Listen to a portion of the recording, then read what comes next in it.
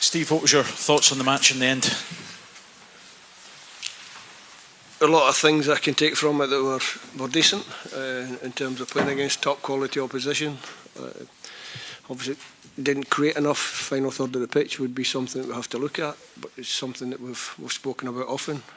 We keep working at it, we keep trying to get better at it, and we'll continue to do that. Do you try and do that then, and is there anything else you feel you could improve on tonight? Well, first of all, you've got to look at the quality opposition. We're playing a top-class team, and towards the end they're bringing on stronger and stronger players. I chose to go the opposite way because I had players that I needed minutes on the pitch, but also had to protect towards the end of the game. It's just to keep working. It's to keep working at what we do. I didn't think it'd be a low-scoring game. It was, and even the goal that we conceded came from a bad choice to go forward too early, and we weren't organised after defending a set play. So we can learn little lessons, but I think it shows that if you make bad decisions against top teams, you get punished. From the chances you did create, do you feel that it was a case of just being a bit more clinical in those key areas?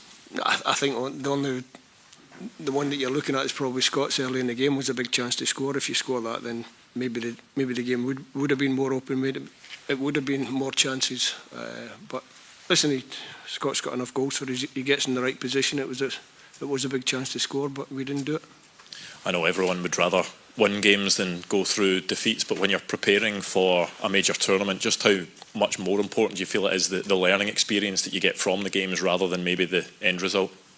No, the end result's always important, I think. We spoke about that before the game. We spoke about how our record in friendlies is not as good as it should be.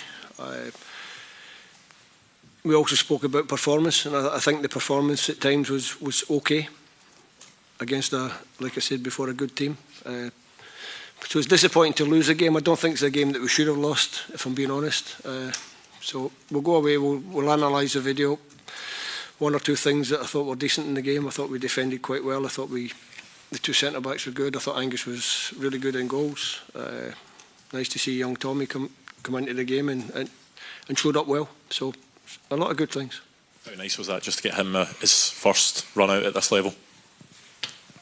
Well, Tommy's had a few chances before, but never really as a starter, never really from that position, which obviously it's a position where we don't have loads and loads of wide players, where you're thinking you can continually find another wide player. It is one of the reasons why I brought young Finlay into the squad. It was nice to get him on the pitch. Obviously, it's a difficult moment for him to come into the game.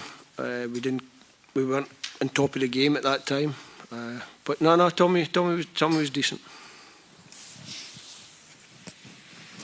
How important, Steve, looking at the warm-up matches as a whole, is it to build that momentum, keep the feel-good factor from Denmark, and ensure that, when we that's what we spoke about before. So it was, like I said before, it's not a game that you want to lose.